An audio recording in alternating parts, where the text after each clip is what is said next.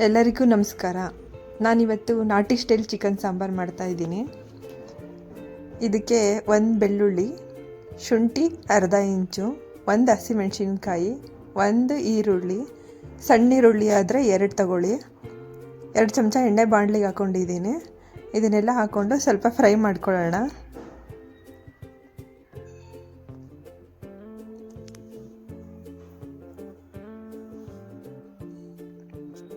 ಈ ಕಡೆ ಇನ್ನೊಂದು ಪಾತ್ರೆಯಲ್ಲಿ ಅರ್ಧ kg ಚಿಕನ್ನು, ಅದಕ್ಕೆ 2 ಚಮಚ ಎಣ್ಣೆ ಹಾಕ್ಬಿಟ್ಟು 2 ನಿಮಿಷ ಹುರ್ಕೊಬೇಕು ಎಣ್ಣೆಯಲ್ಲಿ.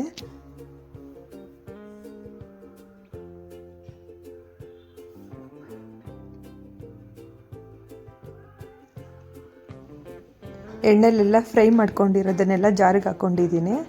ಇದಕ್ಕೆ ಸ್ವಲ್ಪ ಅರಿಶಿನ, ನೀರು ಹಾಕಿ ರುಬ್ಕೋಬೇಕು. ಇದನ್ನು 3 ನಿಮಿಷ ಫ್ರೈ ಆಗಿರುತ್ತಲ್ಲ, ಅದಕ್ಕೆ ಚಿಕನ್ಗೆ ಹಾಕೊಬೇಕು. ಇದನ್ನು ಹಾಕ್ಕೊಂಡು ಮತ್ತೆ 2-3 ನಿಮಿಷ ಕುದಿಸ್ಬೇಕು. ಒಂದು ಸ್ವಲ್ಪ ಉಪ್ಪು ಹಾಕ್ಕೊತಾ ಇದ್ದೀನಿ. ಇದು ಕುದೀತಾ ಇರಲಿ. ಮತ್ತು ಅದೇ ಜಾರ್ಗೆ ಬೇರೆ ಮಸಾಲೆ ರುಬ್ಕೊಳ್ಳೋಣ.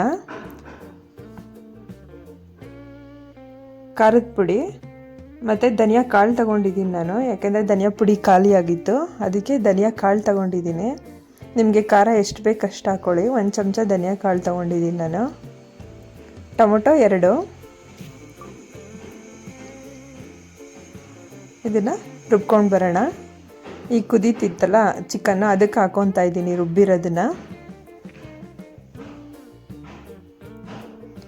ಮತ್ತು ಇದನ್ನು ಮಿಕ್ಸ್ ಮಾಡಿ 1-2 ನಿಮಿಷ ಕುದಿಸ್ಕೊಬೇಕು.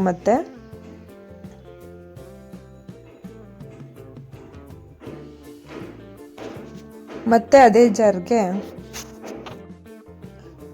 ಅರ್ಧ ಚಮಚ ಕಾಳುಮೆಣಸು, ಸ್ವಲ್ಪ ಚಕ್ಕೆ, 4 ಲವಂಗ, ಸ್ವಲ್ಪ ಕೊತ್ತಂಬರಿ ಸೊಪ್ಪು,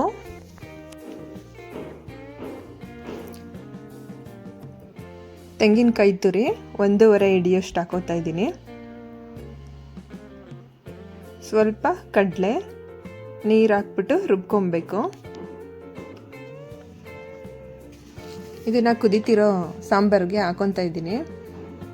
ನಿಮ್ಗೆ ಅನಿಸ್ಬೋದು ಇಷ್ಟೊಂದು ಸಲ ರುಬ್ಕೊಬೇಕಾ, ಇಷ್ಟೊಂದು ಸಲ ಯಾಕೆ ಒಂದೇ ಸಲ ರುಬ್ಬಿದ್ರೆ ಸಾಂಬಾರು ಆಗಲ್ವಾ ಅಂತ.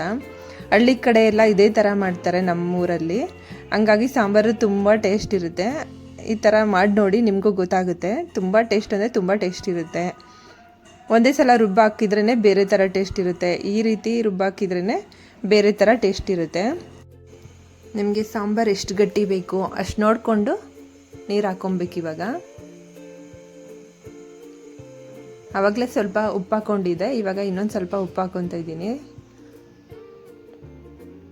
ರುಚಿಯಾದ ನಾಟಿ ಸ್ಟೈಲ್ ಚಿಕನ್ ಸಾಂಬಾರು ರೆಡಿಯಾಗಿದೆ. ನಿಮಗೆ ಎಲ್ಲ ಈ ವಿಡಿಯೋ ಇಷ್ಟ ಆದರೆ ಪ್ಲೀಸ್ ಸಬ್ಸ್ಕ್ರೈಬ್ ಮಾಡ್ಕೊಳ್ಳಿ. Thank you.